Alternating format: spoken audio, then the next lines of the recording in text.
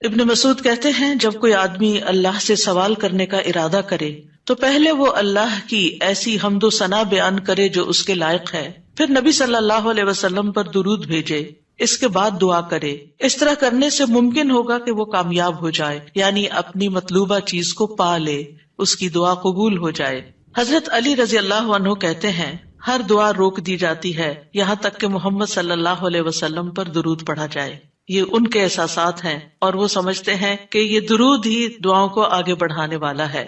مناوی کہتے ہیں کل دعاء محجوب، یعنی ہر دعا سے قبولیت روک دی جاتی ہے یہاں تک کہ دعا کرنے والا نبی صلی اللہ علیہ وسلم پر درود پڑھتا ہے، یعنی دعا اللہ کی طرف نہیں اٹھتی یہاں تک کہ اس کے ساتھ نبی صلی اللہ علیہ وسلم پر درود کو نہ ملایا جائے، کیونکہ درود دعا کی قبولیت کا وسیلہ ہے۔ ہم نے دعا کی اہمیت اور آداب میں پڑھا تھا کہ کچھ وسیلے ایسے ہیں جو جائز ہیں اور کچھ وسیلے ایسے ہیں جو درست نہیں ہیں۔ تو جائز وسیلوں میں سے ایک وسیلہ کیا ہے کہ ہم درود پڑھیں تاکہ ہماری دعا آگے بڑھے۔ دعا میں درود کی وجہ سے اللہ سبحانہ وتعالی ہماری ساری ضروریات کے لیے کافی ہو جاتا ہے۔ صحیح الترغیب والترہیب میں آتا ہے ایک شخص نے عرض کیا، اے اللہ کے رسول صلی اللہ علیہ وسلم، کیا میں اپنی دعا کا تہائی یعنی 1/3 حصہ آپ پر درود پڑھنے کے لیے مقرر کر دوں؟ آپ نے فرمایا ہاں اگر تم چاہو تو۔ اس نے کہا 2/3 2/3؟ آپ نے فرمایا ہاں اگر تم چاہو۔ اس نے کہا اگر میں ساری دعا درود کے لیے مقرر کر دوں؟ تو رسول اللہ صلی اللہ علیہ وسلم نے فرمایا پھر تو اللہ تمہاری دنیا اور آخرت کے غم و فکر کے لیے تمہیں کافی ہو جائے گا۔ اس کا یہ مطلب نہیں ہے کہ ہم پھر کوئی دعا مانگے ہی نہ، اس کا مطلب یہ ہے کہ زیادہ سے زیادہ درود پڑھیں، یعنی دعائیں تو ہم مخصوص وقت میں پڑھتے ہیں یا پھر جب کوئی ضرورت پیش آتی ہے، لیکن درود ہم ہر وقت پڑھ سکتے ہیں، یعنی ہماری روزانہ کی جو روٹین ہے، چلتے پھرتے اٹھتے بیٹھتے، کیونکہ کچھ لوگوں نے اس کے ساتھ بھی بڑی پابندیاں عائد کی ہوئی ہیں کہ بغیر وضو کے درود نہ پڑھا جائے، سر پہ دوپٹے کے بغیر درود نہ پڑھا جائے، راستے میں کہیں درود نہ پڑھے۔ ایسا کچھ نہیں ہے، دعا ہو، ذکر ہو، درود ہو، وضو کے ساتھ، وضو کے بغیر، راستے میں، سوتے جاگتے اٹھتے بیٹھتے ہر جگہ پڑھ سکتے ہیں۔ صرف یہ ہے کہ نماز جو ہے وہ وضو کے بغیر نہیں ہوتی، وہ پوری طرح سطر ڈھانکے بغیر نہیں ہوتی۔ آپ لمبی سے لمبی نماز پڑھ رہے ہیں لیکن آپ نے ایسا دوپٹہ اوڑا ہوا ہے کہ آپ کے بال جھلک رہے ہیں تو آپ کی نماز نہیں ہوگی، آپ کی محنت ضائع ہو جائے گی۔ لیکن درود شریف کے وقت اگر آپ کام کر رہے ہیں، مثلا کھانا پکا رہے ہیں اور آپ نے دوپٹہ اتار کے ایک طرف رکھا ہوا ہے کہ بار بار وہ بیچ میں اٹک رہا ہے تو کوئی حرج نہیں، سر ننگا بھی ہے تو درود شریف پڑھ سکتے ہیں۔ تو درود شریف پڑھتے رہنے سے انسان کے سارے مسائل حل ہو جاتے ہیں، خاص طور پر اگر آپ کے دل پر بوجھ ہے، غم ہے، پریشانی ہے تو درود ان چیزوں کو دور کرنے والا ہے، ان کا ازالہ کرنے والا ہے۔ یہ دنیا اور آخرت کی خیر کو جمع کرنے والا ہے، کیونکہ اللہ تعالیٰ جس کو غم اور فکر میں کافی ہو جائے تو ایسا شخص دنیا اور آخرت دونوں کی پریشانیوں سے نکل جائے گا، کیونکہ نبی صلی اللہ علیہ وسلم نے درود کی فضیلت کیا بتائی کہ پھر اللہ تعالیٰ اس کو دنیا اور آخرت کے ہم و غم کے لیے کافی ہو جائے گا، یعنی پھر سارے معاملات آپ کے اللہ کے سپرد ہو جائیں گے۔ یعنی اذن یکفیک اللہ ما اہمک، تمہاری دینی، دنیاوی، اخروی معاملات، ہر چیز میں جو پریشانیاں ہیں انشاءاللہ وہ دور ہو جائیں گی۔ اس کی وجہ کیا ہے؟ اس کی وجہ یہ ہے کہ انسان اللہ سبحانہ وتعالیٰ کی طرف متوجہ ہوتا ہے اور ایک محسن کے احسانات کو یاد کرتا ہے، یعنی جیسے شکر نعمتوں کو بڑھاتا ہے نا، لَإِن شَكَرْتُمْ لَأَزِيدَنَّكُمْ، اگر تم نے شکر ادا کیا تو میں تمہیں کیا کروں گا؟ اور نعمتیں دوں گا۔ درود شریف کیا ہے؟ اگر آپ غور کریں تو درود کیا ہے؟ درود دراصل نبی صلی اللہ علیہ وسلم کے ہم پر جو احسانات ہیں کہ آپ نے ہمیں ایمان سے روشناس کیا، قرآن سے روشناس کیا، حکمت سے روشناس کیا اور ہماری خاطر دعائیں کی، بے شمار احسانات ہیں نا آپ صلی اللہ علیہ وسلم۔ آج ہم آپ کو کیا بدلہ دے سکتے ہیں؟ کس شکل میں بدلہ دے سکتے ہیں؟ ہم آپ کے لیے کیا کر سکتے ہیں؟ ہمارے والدین ہمارے ساتھ احسان کرتے ہیں تو ہم ان کی خدمت کرتے ہیں، ہم ان کو کچھ پکا کے دے دیتے ہیں، ہم ان کو کچھ کھلا دیتے ہیں، ہم ان کو کچھ گفٹ دے دیتے ہیں، یعنی مختلف طریقے سے ماں باپ کو خوش کرنے کی کوشش کرتے ہیں، چاہے انہیں ضرورت ہو یا نہ ہو۔ ہم سب ایسے ہی کرتے ہیں نا، یعنی ہم یہ تھوڑی دیکھتے ہیں کہ ان کو اس وقت ہمارے لاڈ پیار کی ضرورت ہے یا نہیں ہے، وہ دکھی ہے، پریشان ہے یا نہیں ہے۔ ہم اپنی محبت کا اظہار کسی نہ کسی شکل میں کرتے رہتے ہیں۔ وہ فوت ہو جاتے ہیں تو پھر کیا کرتے ہیں؟ پھر ان کو وزٹ نہیں کر سکتے، ان کو دیکھ نہیں سکتے، ان کو کچھ دے نہیں سکتے، انہیں کچھ کھلا پلا نہیں سکتے، پھر ہم ان کے لیے بس صرف دعائیں کرتے ہیں یا صدقہ خیرات کر دیتے ہیں، یہی چیزیں ان کو فائدہ دیتی ہیں۔ نبی صلی اللہ علیہ وسلم کے احسانات ہم پر سب انسانوں سے زیادہ ہیں، ہمارے ماں باپ سے بھی زیادہ ہیں ہم پر۔ اگر ہم سیرہ پڑھیں اور دیکھیں کہ آپ نے کتنے دکھ اٹھائے، کتنے غم اٹھائے، کتنی پریشانیوں سے گزرے، تو حیران ہو جاتا ہے انسان کہ اتنی بھی سچی خیر خواہی کسی انسان کے اندر ہو سکتی۔ النبی اولی بالمؤمنین من انفسہم، نبی تو تم سے بھی زیادہ تمہارے لیے مہربان ہے، یعنی ہم اپنی جانوں کے بارے میں اتنے فکر مند نہیں ہوتے، ہم اپنے آپ کو خود جہنم کی آگ سے بچانے کے لیے وہ فکر نہیں کرتے جتنی فکر ہمارے نبی صلی اللہ علیہ وسلم نے ہمارے لیے کی۔ تو ان کے احسانات کا بدلہ کیسے دیں گے ہم ان کے لیے کیا کریں گے؟ ہم ان کے لیے درود پڑھیں گے۔ تو یہ درود کا پڑھنا، آپ کے احسانات کا بدلہ تو ہم کہاں سے دے سکتے ہیں، لیکن اس کے جواب میں ایک شکریہ ادا کرنے کا انداز ہے، ان کی مہربانیوں کو اکنالج کرتے ہیں، کیونکہ جو شکر گزار انسان ہوتا ہے وہ دنیا میں بھی مطمئن ہوتا ہے، اس کی ایک فلفلمنٹ ہوتی ہے، اور پھر یہ ہے کہ اس کے آگے کے مرحلے بھی آسان ہوتے، وہ جس کے ساتھ بھی شکر گزاری کا معاملہ کرتا ہے، عام انسانوں کے ساتھ بھی، تو وہ ان کا محبوب بن جاتا ہے۔ تو جب ہم اللہ تعالیٰ کا شکر ادا کرتے ہیں تو کیا ہم اللہ کے محبوب نہیں ہوں گے؟ جب ہم رسول اللہ صلی اللہ علیہ وسلم کا شکریہ ادا کرتے ہیں، اور شکریہ ادا کرنا صرف زبان سے تھینک یو کہنا نہیں ہوتا، وہ مختلف طریقے سے کسی کو دعا دینا بھی، یعنی اگر ہم کسی کے احسان کا بدلہ صرف دعا کی شکل میں بھی دیتے ہیں تو یہ بھی شکریہ ادا کرنے کی بہت بڑی قسم ہے، اور پلٹ کر واپس تو اپنے اوپر ہی آتا ہے۔ یعنی جب شکر کسی کا ادا کرتے ہیں، جب کسی کے احسان مند ہوتے ہیں، ایک ہوتا ہے بس صرف تکلفاً رسماً ایک فیشن کے طور پہ، ایک روٹین کے طور پر کسی کو تھینک یو بول دینا، نہیں، دل سے جینوئنلی دوسرے کا شکر گزار ہونا، یہ اس کے دل میں آپ کی محبت بڑھاتا ہے۔ اس میں آپ کی نیت یہ نہیں ہوتی کہ وہ مجھ سے محبت کرے، نہیں، آپ اس کو اکنالج کر رہے ہوتے ہیں، اس کا احسان مان رہے ہوتے ہیں، اور اللہ تعالیٰ اس کے دل میں آپ کی محبت ڈال دیتا ہے۔ اور جو ناشکرے انسان ہوتے ہیں، جو ناقدرے ہوتے ہیں، سب سے پہلے تو ہم اللہ ہی کے حق میں ناقدرے، وما قدر اللہ حق قدری، ہم نے اللہ کی قدر ہی نہیں کی جیسا قدر کرنے کا حق ہے، ہم نے نبی صلی اللہ علیہ وسلم کی قدر ہی نہیں کی جیسا کہ قدر کرنے کا حق ہے۔ تو ہماری یہ تسبیحات اور ہمارا یہ درود شریف اس قدر کی طرف بڑھنے کا ایک چھوٹا سا جسچر ہے کہ ہم واقعی اس بات کو مانتے ہیں کہ ان کے ہم پر احسانات تھے۔ لہٰذا جب ہم درود پڑھتے ہیں تو اس کا مطلب یہ ہے کہ ہم نے باقی چیزیں چھوڑی اور ہم آپ کا حق ادا کرنے کی طرف متوجہ ہو گئے۔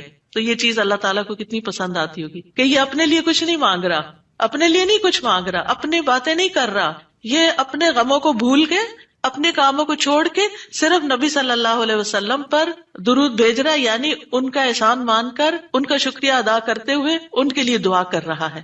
نبی صلی اللہ علیہ وسلم اللہ تعالیٰ کے محبوب ہیں، سب سے بہترین بندے ہیں، سب سے بہترین نبی ہیں، اللہ تعالیٰ ان سے محبت کرتا ہے۔ اللہ تعالیٰ فرماتے ہیں قل ان کنتم تحبون اللہ فاتبعونی یحببکم اللہ، کہہ دیجیے اگر تم اللہ سے محبت کرتے ہو میری اتباع کرو، اللہ تم سے محبت کرے گا۔ تو نبی صلی اللہ علیہ وسلم کی اتباع ہو، آپ کی سنتوں پر عمل کرنا ہو، آپ پر درود پڑھنا ہو، یہ سب کس میں اضافہ کرتا ہے؟ اللہ کی محبت بندے کو ملتی ہے۔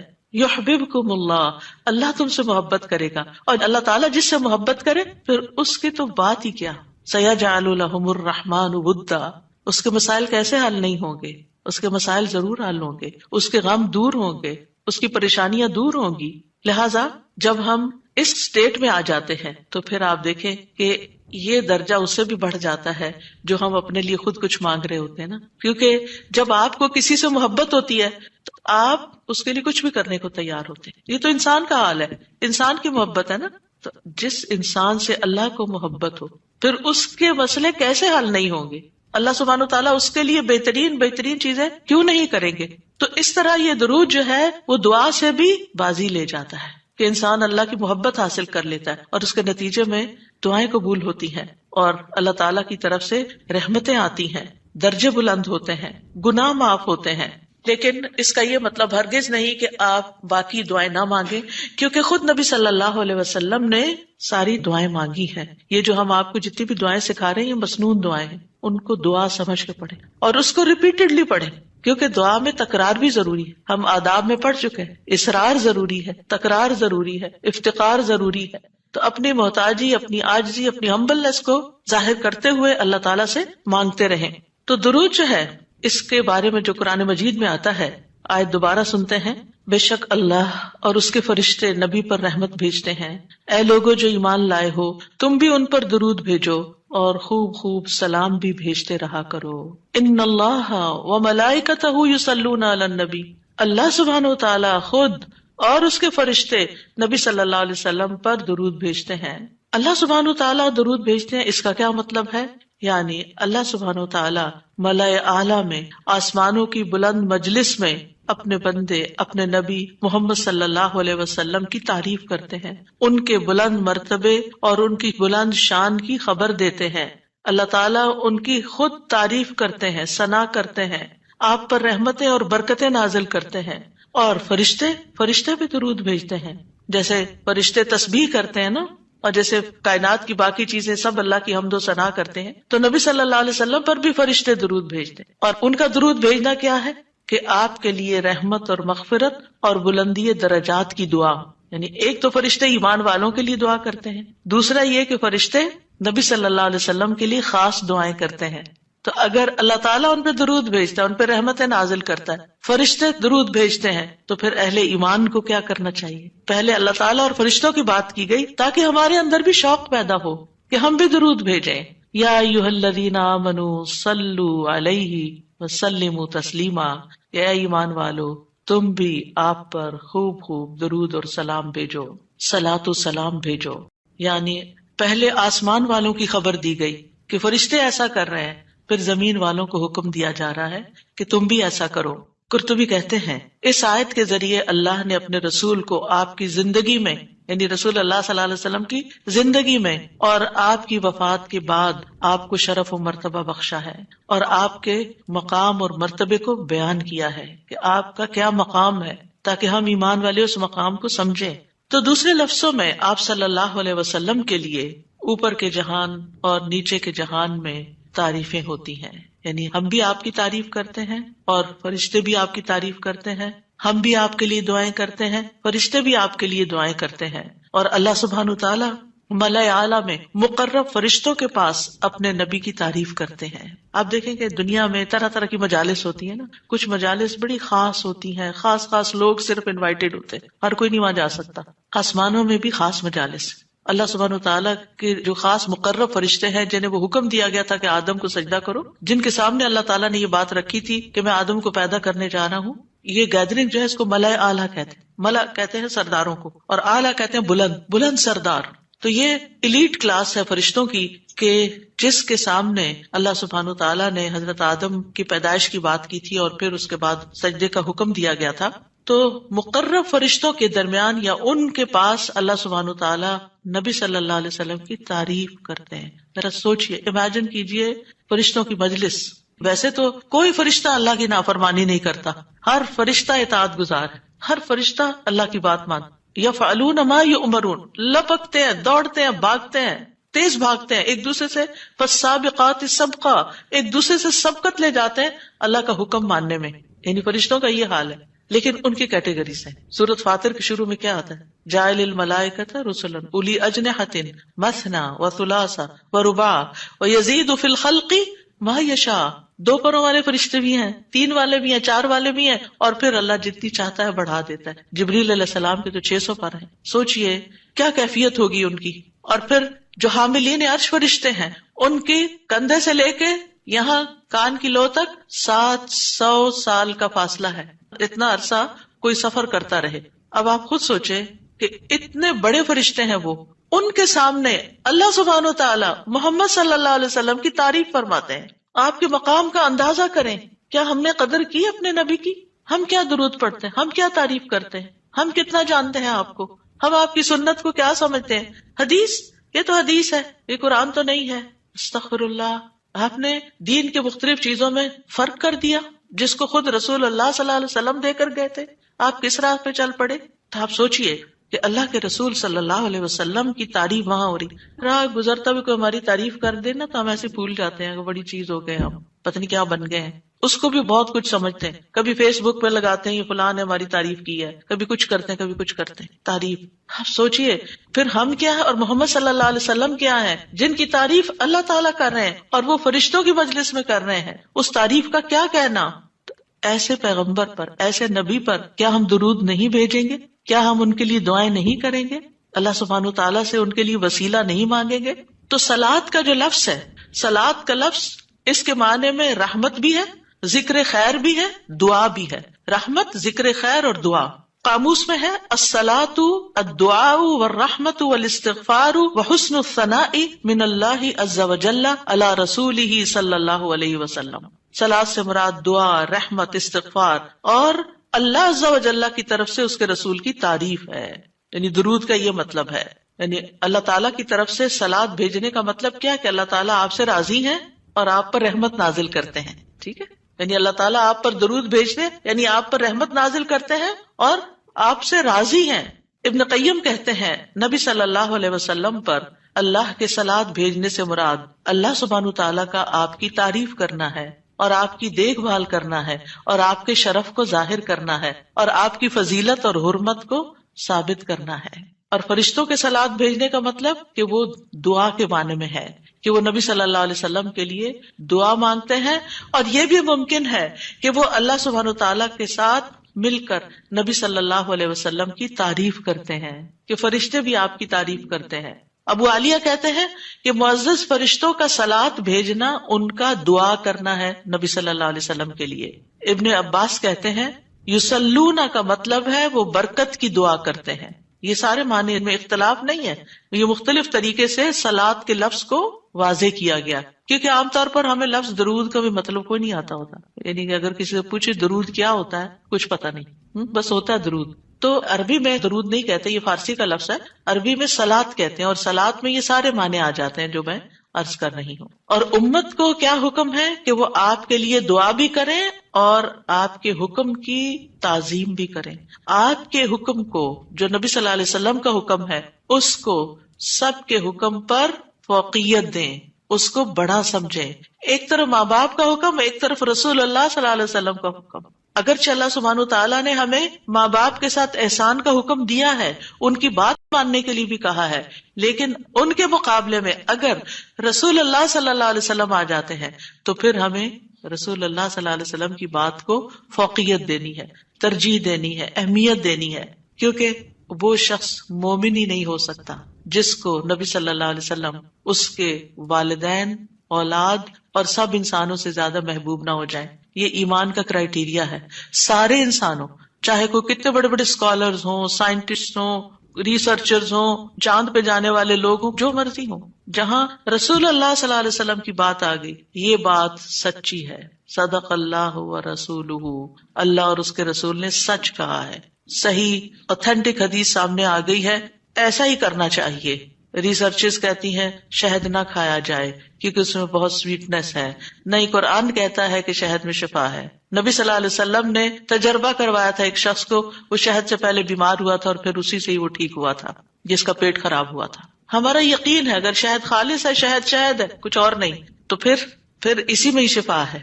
یہ ہو نہیں سکتا کہ جو بات قرآن کہہ دے اور جو بات نبی صلی اللہ علیہ وسلم کہہ دے پھر اس میں کوئی شک باقی رہے. کوئی شک نہیں. ہمیں اس شک کو دل سے نکالنا ہے. دو چیزیں ایمان میں خلل ڈالتی ہیں، شبہات اینڈ شہوات. کیونکہ جب ہمارے اندر ڈاؤٹس آ جاتے ہیں نا کسی چیز کے بارے میں تو پھر ہمارا یقین اٹھ جاتا ہے، پھر ہمارا عمل کمزور ہو جاتا ہے. اور اسی طرح جب ہماری خواہشات آگے آ جاتی ہیں تو پھر ہم لیزی ہو جاتے ہیں، ہم اپنی مرضی پسند کے محبوب کام کرنے لگتے ہیں اور دوسرے کاموں کو پیچھے کر دیتے ہیں، چاہے وہ ہمارے لیے زیادہ فائدے کی کیوں نہ ہو. ابن قیم کہتے ہیں ہمارا آپ پر صلاۃ بھیجنا یہ ہے کہ ہم اللہ تعالیٰ سے مطالبہ کرتے ہیں، ہم اللہ تعالیٰ سے دعا کرتے ہیں، اللہم، کہ اے اللہ ہمارے نبی کی اور بھی زیادہ تعریف کریں اور آپ کی فضیلت اور شرف کو ظاہر کریں اور آپ کی تکریم اور اپنی قربت کا آپ ان کے لیے اظہار کریں. یعنی اے اللہ تعالیٰ آپ ان کو اور زیادہ محبوب بنا لیں اور زیادہ ان کو عزت دیں اور زیادہ ان کے درجے بلند کریں. اور یہ سچے دل سے تو دعا اسی کی ہوگی نا جو نبی صلی اللہ علیہ وسلم سے محبت کرتا ہوگا اور آپ کی اہمیت کو جانتا ہوگا. ان لوگوں کا درود کیا درود ہوگا جو نبی صلی اللہ علیہ وسلم کو وہ عزت اور مقام دیتے ہی نہیں جو واقعی ان کا ہے. کیونکہ جب تک کسی سے محبت نہ ہو تو اس کے لیے اس درجے کی دعا بھی نہیں ہو سکتی. چاہے دن میں کوئی 10 دفعہ آپ سے کہنا میرے لیے دعا کرو، آپ کریں گے، لیکن اس پیار سے وہ دعا نہیں نکلے گی جس پیار سے وہ دعا نکلے گی جس سے آپ کے لیے محبت. وہ نہ بھی کہ تو آپ اس کے لیے دعائیں کرتے رہتے ہیں. اور پھر یہاں پر اس آیت میں صرف صلاۃ کی بات نہیں بلکہ کیا فرمایا؟ وَسَلِّمُوا تَسْلِيمًا. سلموا، آپ کو سلام کا تحفہ بھی دیں، صرف صلاۃ نہیں بلکہ سلام بھی کریں.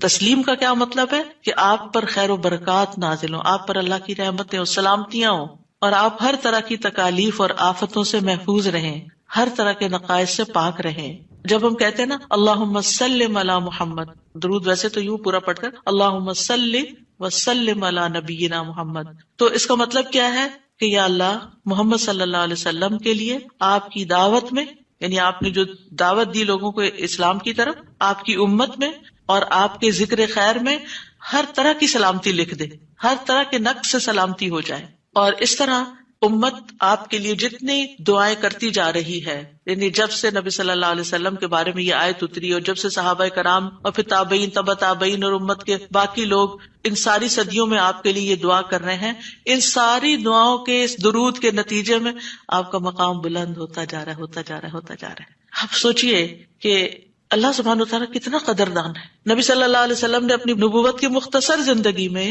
جو محنت کی سو کی، لیکن اس کا انعام اور صلہ کتنی خوبصورت شکل میں اللہ تعالیٰ دے رہا ہے کہ دنیا میں آپ کا نام بلند کر رہا ہے اور آپ کو بلندی عطا کر رہا ہے اور آپ کے لیے سب سے دعائیں کرنے کو کہہ رہا ہے. یعنی درود کیا ہے؟ نبی صلی اللہ علیہ وسلم کے لیے دعا، اور وہ دعائیں اللہ تعالیٰ قبول بھی کرتے جا رہے اور اس کے نتیجے میں نبی صلی اللہ علیہ وسلم کے درجات بلند ہوتے چلے جا رہے ہیں. تو سوچئے جو سنت کی پیروی کرے گا، جو آپ کے مشن کو آگے لے کے بڑھے گا، جو اخلاص کے ساتھ اس رستے کو اپنائے گا، جو یہی کام کرے گا جو محمد صلی اللہ علیہ وسلم نے کیے، جو آپ کا پیروکار ہوگا، جو آپ کی سنت کا متبع ہوگا، جو آپ کے اس مشن یعنی دین کی تبلیغ کے کام کو آگے لے کر بڑھے گا، کیا اللہ تعالیٰ اس کو ایسے ہی چھوڑ دیں گے؟ کیا اللہ سبحانہ تعالیٰ اس کی قدر نہیں کریں گے؟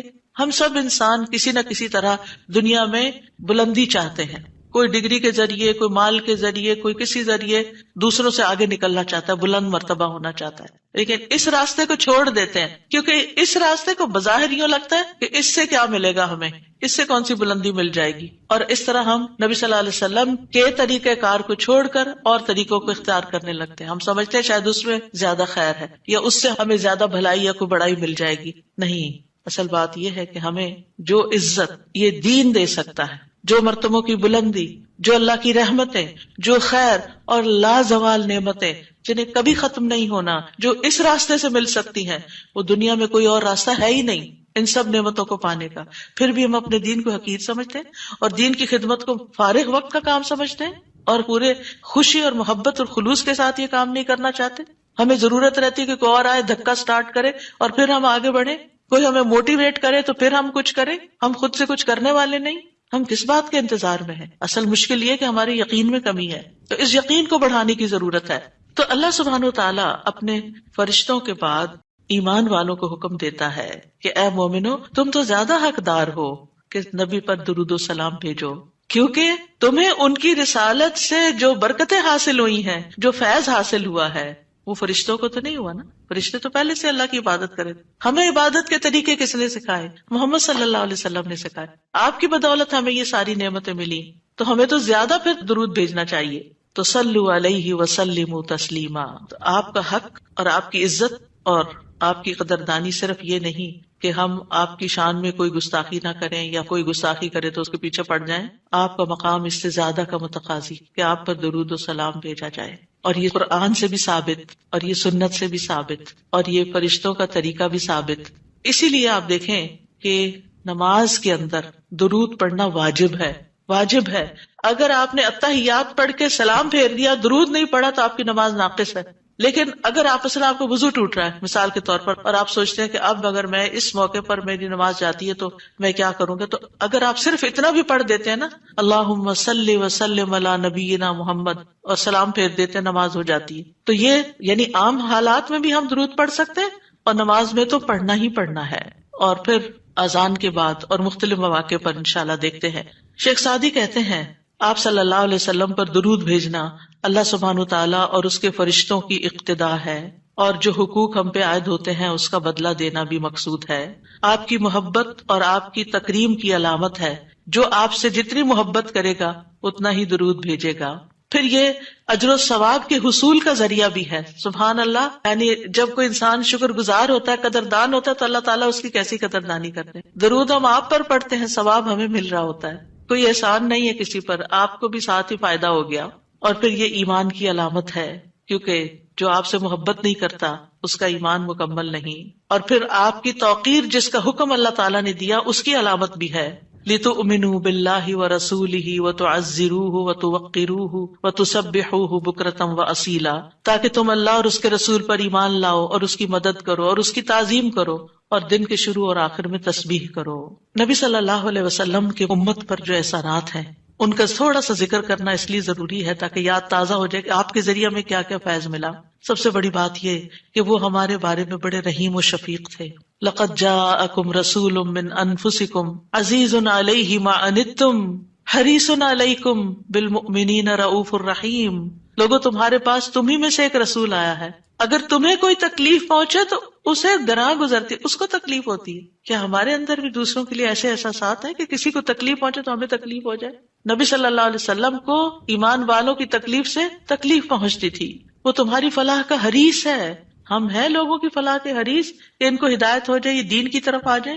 مومنوں پر نہایت مہربان اور رحم کرنے والا ہے. یہ ہیں ہمارے رسول جن کی گواہی اللہ تعالیٰ نے دی کہ ان کے اندر کے جذبات لوگوں کے لیے کیا ہیں اور ان کا مشن کیا اور وہ چاہتے کیا ہیں آپ کے لیے، اور وہ کتنے شفیق اور مہربان ہے. یعنی ایک دائی کی بنیادی صفت ہونی چاہیے کہ وہ دوسروں سے محبت کرنے والا ہو، دوسروں کی خیر کرنے والا ہو. ہم بعض اوقات دین کا کام کرتے ہوئے اتنے پروفیشنل ہو جاتے ہیں کہ ہماری ٹون بھی بڑی اسپارٹ ہو جاتی ہے اور ہمارا انداز بھی بڑا تحکمانہ ہو جاتا ہے. ہم سمجھتے ہیں کہ ہم صحیح معنی میں خدمت کر رہے ہیں. نہیں، کہیں ایسا نہ ہو کہ اس کی وجہ سے لوگ دین سے ہی دور ہو جائیں. نبی صلی اللہ علیہ وسلم کا یہ طریقہ نہیں تھا. اللہ کی قسم ہم جتنے سنت کے زیادہ قریب ہوں گے اتنے ہی زیادہ ہم دین کو فائدہ پہنچانے والے ہوں گے، اور جتنے سنتوں سے دور ہو جائیں گے اور آپ کے طریقے سے دور ہو جائیں گے آپ سے بھی اتنے ہی دور ہو جائیں گے اور دین کو بھی اتنا ہی نقصان پھر دیں گے. نبی صلی اللہ علیہ وسلم مومنوں پر ان کی جانوں سے بھی زیادہ قریب ہیں. النبی اولی بالمؤمنین من انفسہم وازواجہ امہاتہم. یہ نبی مومنوں پر ان کی جانوں سے زیادہ حق رکھنے والا ہے اور اس کی بیویاں ان کی مائیں ہیں. نبی صلی اللہ علیہ وسلم نے فرمایا دنیا میں کوئی مومن ایسا نہیں جس سے میرا دنیا اور آخرت میں سب سے زیادہ قریب کا رشتہ نہ ہو. اگر چاہتے ہو تو یہ آیت پڑھ لو. یعنی صرف اس دور کے لوگوں کے لیے نہیں تھے آپ قریب، بلکہ ہمارے لیے بھی ہیں. فرمایا یہ آیت پڑھ لو، النبی اولی بالمؤمنین من انفسہم. نبی مومنوں پر ان کی جانوں سے بھی زیادہ قریب ہیں. لہٰذا جو کوئی مومن مر جائے اور مال چھوڑ جائے تو وہ اس کے خاندان کو ملے گا، اس کے وہ وارث ہوں گے. اور جو قرض یا عیال چھوڑ جائے وہ میرے پاس آئے، میں اس کا بندوبست کروں گا. آج کوئی حکمران، کوئی لیڈر ایسا ہے جو یہ کہے کہ تمہارا کوئی فوت ہو جائے، جو وہ چھوڑے وہ سب تمہارا، لیکن اگر کوئی تمہاری ضرورت ہے تو میرے پاس آ جاؤ؟ ایسی خیرخواہی محمد صلی اللہ علیہ وسلم کے اندر تھی اپنے ساتھیوں کے لیے. آپ امت کے لیے روتے تھے. نبی صلی اللہ علیہ وسلم نے ابراہیم علیہ السلام کے بارے میں یہ آیت پڑھی، رب انہن اضللن کثیرا من الناس فمن تبعنی فانہ منی. کہ اے میرے رب ان بتوں نے بہت سے لوگوں کو گمراہ کر دیا ہے، تو جو میری پیروی کرے وہ مجھ سے ہوگا. اور یہ آیت جس میں عیسیٰ علیہ السلام کہتے ہیں ان تعذبہم فانہم عبادک وان تغفر لہم فانک انت العزیز الحکیم. اے اللہ اگر تو انہیں عذاب دے، یعنی جو میرے پیروکار ہیں، تو تیرے بندے ہیں دے دے، اور اگر تو بخش دے تو بے شک تو عزیز الحکیم ہے. نبی صلی اللہ علیہ وسلم نے کیا فرمایا؟ ابراہیم علیہ السلام نے کہا بس وہ میرے ہیں جو میری پیروی کرے. عیسیٰ علیہ السلام نے کہا تیرے بندے ہیں، تو چاہے تو سزا دے. نبی صلی اللہ علیہ وسلم کو دیکھیے، پھر آپ نے یہ دو آیتیں پڑھ کے اپنے ہاتھ اٹھائے اور فرمایا اے اللہ میری امت میری امت، امتی امتی، اور آپ رونے لگ گئے. یہ آپ کے دل میں امت کے لیے پیار تھا. امت کے دل میں محمد صلی اللہ علیہ وسلم کے لیے کیا محبت ہے. تو اللہ عز و جل نے فرمایا اے جبریل جاؤ محمد کے پاس، حالانکہ تیرا رب خوب جانتا ہے، اور ان سے پوچھو کہ کیوں رو رہے ہیں. جبریل علیہ السلام آپ کی خدمت میں آئے اور آپ سے رونے کی وجہ پوچھی، تو رسول اللہ صلی اللہ علیہ وسلم نے انہیں بتا دیا کہ میں اپنی امت کے لیے رو رہا ہوں، حالانکہ اللہ سب سے زیادہ جاننے والا ہے. تو اللہ تعالیٰ نے فرمایا اے جبریل محمد کی طرف جاؤ اور ان سے کہہ دو کہ ہم آپ کو آپ کی امت کے بارے میں ضرور راضی کر دیں گے اور ہم آپ کو غمگین نہیں کریں گے. اتنے حریص تھے وہ ہماری نجات کے اور ہماری فلاح کے. تو کیا وہ والدین سے بھی زیادہ پھر مہربان نہیں ہم پر؟ ہمارے ماں باپ ہماری دنیا کا غم کرتے ہیں، ہماری دنیا کی فکریں کرتے ہیں، ان کو کھانا کہاں سے ملے گا، ان کے فلاں چیز کا کیا ہوگا، فلاں چیز کا کیا ہوگا. نبی صلی اللہ علیہ وسلم ہماری دنیا کے تو پیچھے ہو گیا نا کہ جس کا عیال ہو، قرض دار ہو، میرے پاس آ جائے، لیکن ہماری آخرت کی فکر کرتے ہیں کہ میری امت کی بخشش ہوگی کہ نہیں ہوگی. ایک دفعہ کوئی لا الہ الا اللہ محمد الرسول اللہ کہہ کر اس دین میں داخل ہو جاتا ہے تو پھر محمد صلی اللہ علیہ وسلم اس کے لیے مہربان ہو جاتے ہیں، اس کے لیے غمگین ہو جاتے ہیں کہ اس کی بخشش ہو جائے. آپ ہر نماز میں امت کے لیے دعائیں کرتے تھے، ہر نماز میں. حضرت عائشہ کہتی ہیں میں نے رسول اللہ صلی اللہ علیہ وسلم کو خوش طبیعت دیکھ کر کہا اے اللہ کے رسول میرے لیے اللہ تعالیٰ سے دعا کریں. آپ نے فرمایا اللہم اغفر لعائشہ ما تقدم من ذنبها وما تأخر وما اسرت وما اعلنت. اے اللہ عائشہ کے سب گناہ بخش دے، جو اس نے پہلے کیے، جو بعد میں کیے، جو چھپا کے کیے، جو اعلانیہ کیے. خوشی سے حضرت عائشہ نے ہنسنا شروع کر دیا، یہاں تک کہ ہنستے ہنستے ان کا سر رسول اللہ صلی اللہ علیہ وسلم کی گود میں جا پڑا. آپ نے پوچھا کیا تمہیں میری دعا نے خوش کر دیا؟ انہوں نے کہا بھلا مجھے کیا ہے کہ آپ کی دعا خوش نہ کرے، آپ کی دعا سے ہی خوش ہوئی ہوں. آپ نے فرمایا اللہ کی قسم میں ہر نماز میں اپنی امت کے لیے یہ دعا کرتا ہوں. یہ احسانات ہیں آپ کے ہم پر، اور آپ نے اپنی مقبول ترین دعا جو تھی اپنی امت کے لیے محفوظ کر لی. نبی صلی اللہ علیہ وسلم نے فرمایا مجھ سے کہا گیا آپ مانگیں، کیونکہ ہر نبی نے مانگا ہے، ہر نبی کو ایک مقبول دعا دی گئی ہے کہ جو اللہ تعالیٰ ضرور قبول کرے گا. لیکن میں نے اپنا سوال قیامت کے دن کے لیے مؤخر کر دیا، ڈیلے کر دیا، وہاں جا کے مانگوں گا اور وہ تمہارے لیے ہوگا، اور لا الہ الا اللہ کی گواہی دینے والے ہر شخص کے لیے ہوگا. ہمیں اگر اللہ تعالیٰ کی طرف سے یہ پیغام آئے کہ کوئی ایک دعا مانگ لو وہ ضرور قبول ہوگی، تو ہم جھٹ سے اپنے لیے کوئی دنیا کی دعا مانگ لیں گے جو جلد ختم بھی ہو جانے والی. اس سے آپ کی حکمت کا اندازہ لگائیں اور ہمارے لیے آپ کی محبت کا اندازہ کریں. آپ کی وجہ سے امت کو شفاعت ملے گی. نبی صلی اللہ علیہ وسلم نے فرمایا مجھے 5 چیزیں ایسی دی گئیں جو مجھ سے پہلے کسی کو نہیں دی گئی. ان میں سے ایک مجھے شفاعت عطا کی گئی، یعنی نبی صلی اللہ علیہ وسلم کو شفاعت کا حق دیا گیا.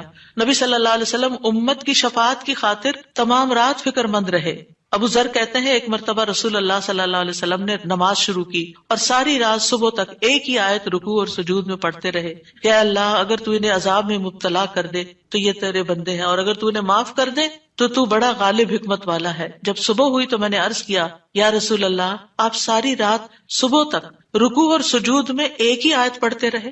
آپ دیکھیے کہ وہ جو سوال اکثر آتا ہے نا کہ سجدے میں قرآنی دعا پڑھ سکتے ہیں یا نہیں، اس کا یہ جواب ہے، ٹھیک ہے، کہ قرآنی آیت جو دعا کی شکل میں ہو وہ پڑھ سکتے ہیں.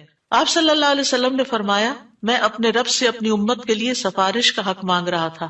یہ دعا کر کے امت کے لیے سفارش کا حق مانگ رہا تھا جو اللہ نے مجھے عطا کر دیا، اور انشاءاللہ یہ ہر اس شخص کو نصیب ہوگی جو اللہ کے ساتھ کسی کو شریک نہیں ٹھہراتا، شرک نہیں کرتا. ابن عباس کہتے ہیں رسول اللہ صلی اللہ علیہ وسلم نے فرمایا اللہ نے میرے لیے میری امت کی غلطی اور بھول چوک اور جس پر ان کو مجبور کر دیا جائے اس سے درگزر فرمایا ہے، اور یہ بھی آپ کا ایک احسان ہے ہم پر. نبی صلی اللہ علیہ وسلم نے اپنی امت کو مشقت میں نہیں ڈالا، بس وہ کام سکھائے جو وہ کر سکتے تھے آسانی سے. آپ صلی اللہ علیہ وسلم نے فرمایا اگر میری امت پر مشقت نہ ہوتی تو میں انہیں ہر نماز کے وقت وضو کرنے کا حکم دیتا، یعنی چاہے وضو ہوتا پھر بھی دوبارہ حکم دیتا، لیکن اگر وضو ہے تو دوبارہ نہ بھی کرو. یہ آسانی دی آپ نے. آپ اپنی امتیوں کو آگ سے بچانے کی شدید حرص رکھتے تھے. نبی صلی اللہ علیہ وسلم نے ایک مرتبہ فرمایا میری مثال اور لوگوں کی مثال اس شخص کی طرح ہے جس نے آگ روشن کی، جب اس کے چاروں طرف روشنی پھیل گئی تو پروانے اور کیڑے مکوڑے جو آگ پہ گرتے ہیں اس میں گرنے لگے.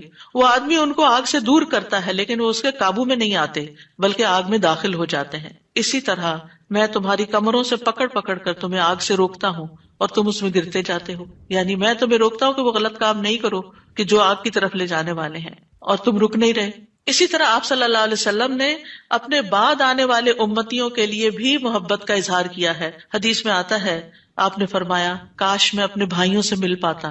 نبی صلی اللہ علیہ وسلم کے صحابہ نے عرض کیا کیا ہم آپ کے بھائی نہیں؟ آپ نے فرمایا تم میرے صحابہ ہو. میرے بھائی وہ لوگ ہیں جو مجھ پر ایمان لائے ہوں گے لیکن میری زیارت نہ کر سکے ہوں گے، یعنی آپ کے بعد دنیا میں آئے ہیں. پھر یہ ہے کہ درود شریف پڑھنے کے فائدے کیا ہیں. یہ تو تھا کہ آپ کے احسانات ہیں ہم پر، لہٰذا ہمیں انسان ہونے کی حیثیت سے ہمارے اوپر لازم ہے کہ احسان کا بدلہ چکائیں اور ہم آپ پر درود پڑھیں. لیکن ویسے فائدے کیا ہیں؟